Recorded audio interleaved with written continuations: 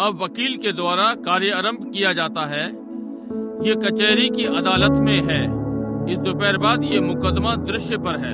Now, many people has told you that the Word of God isn't reliable, you cannot depend on it, and so forth, and you've heard all this. Now let's bring it to a true trial. अब बहुत से लोगों ने आपसे कहा है कि परमेश्वर का वचन विश्वास योग्य नहीं है, आप इस पर निर्भर नहीं कर सकते और आदि आदि, और आपने ये सब सुना है। अब इसे सही जांच पर लाएं। How many is willing? Raise your hands. And I'd like to hear, and Jesus Christ, which is the Word, get a fair trial. And in our court this afternoon, we're going to give him a fair trial. कितने चाहते हैं अपने हाथ उठाएं और कहें, मैं सुनना चाहता हूँ, और यीशु मसीह जो कि वचन है निष्पक्ष मुकदमा हो। और इस दोपहर बाद हमारी अदालत में हम उस पर निष्पक्ष मुकदमा करने जा रहे हैं। Just let the enemy take the enemy's words and whatever he's got to say and see if it's right. Let's dig it down and give Jesus Christ the Word a fair trial this afternoon.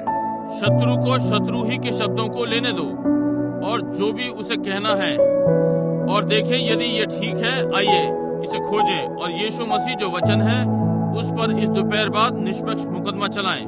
Now, court call to order. The first witness that the prosecutor wants to bring to the stand is Mr. Unbeliever. He takes the stand to testify. अब अदालत को व्यवस्थित करें। पहला गवाह जिसे वकील सामने लाना चाहता है कटघरे में श्री अविश्वासी जो प्रमाण के पक्ष में है। Now remember, Mr. Unbeliever, don't miss these characters now, or you'll miss something. You might miss your healing. अब स्मरण रखें, श्री अविश्वासी, अब इन चरित्रों पर न चूकें या अब किसी चीज से चूक जाएंगे। आप अपनी चंगाई से चूक जाएंगे। Mr. Unbeliever comes to the stand to testify. His complaint is that all God's word of promise is not true. It isn't true. Shri अविश्वासी कटघरे में गवाही देने आते हैं। उसकी शिकायत है कि परमेश्वर की प्रतीक्षा के सारे वचन सत्य नहीं है। ये सत्य नहीं है। He claims that in Mark 16 was ministered to him in a so-called Holy Ghost meeting. वो दावा करता है कि मरकुस 16 को उस पर लागू किया गया, उस कहलाने वाली पवित्र आत्मा की सभा में। And he had been having stomach trouble for some years. And he went to a place where this, what call it, a Holy Ghost meeting, and was believing that this promise of Mark 16 was true. और उसे कुछ वर्षों से पेट में परेशानी थी और वो एक स्थान पर गया जहाँ वे थे। वे उसे पवित्र आत्मा की सभा कहते हैं और ये विश्वास कर रहा था कि मरकुस 16 की प्रतिज्ञा सत्य है। He had hands laid upon him according to God's promise. He has nothing to say against the minister. He read it right out of the word. He isn't prosecuting the minister. He's prosecuting God.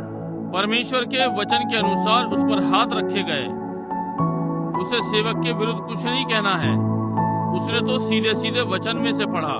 वो सेवक पर मुकदमा नहीं कर रहा है, वो परमेश्वर पर मुकदमा कर रहा है। Because it isn't the minister's fault. The minister is only reading what God said do. क्योंकि ये सेवक की गलती नहीं है।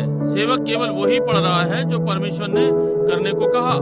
And God truly said in Mark 16, these signs shall follow them that believe. If they lay their hands on the sick, they shall recover. और मरकुस 16 में परमेश्वर ने वास्तव में कहा कि विश्वास करने वालों के ये चिन्ह होंगे, यदि वे बीमारों पर हाथ रखेंगे तो वे चंगे हो जाएंगे। And he says he is a believer, and he come to such a meeting is where this preaching Mark 16 to be true. और वो कहता है कि वो एक विश्वासी है और वो एक ऐसी सभा में आया जहाँ वे मरकुस 16 सत्य है प्रचार कर रहे थे। And the minister with the baptism of the Holy Spirit, which claimed to be a believer, and a minister sent for the business, he laid his hands upon him, and that's been 2 months ago, and his stomach is just as bad as it ever was. और सेवक पवित्र आत्मा के बपतिस्मे के साथ विश्वासी होने का दावा किया और एक सेवक को कार्य के लिए भेजा। उसने अपने हाथों को उस पर रखा और ये 2 महीने पहले हुआ और उसका पेट वैसे ही खराब है जैसे कभी था। Therefore he claims that God is not just to put such a thing as that in the word when it isn't true. इसलिए वो ये दावा कर रहा है कि परमेश्वर न्यायी नहीं है कि इस प्रकार की बात वचन में डाली है, जबकि ये सत्य नहीं है।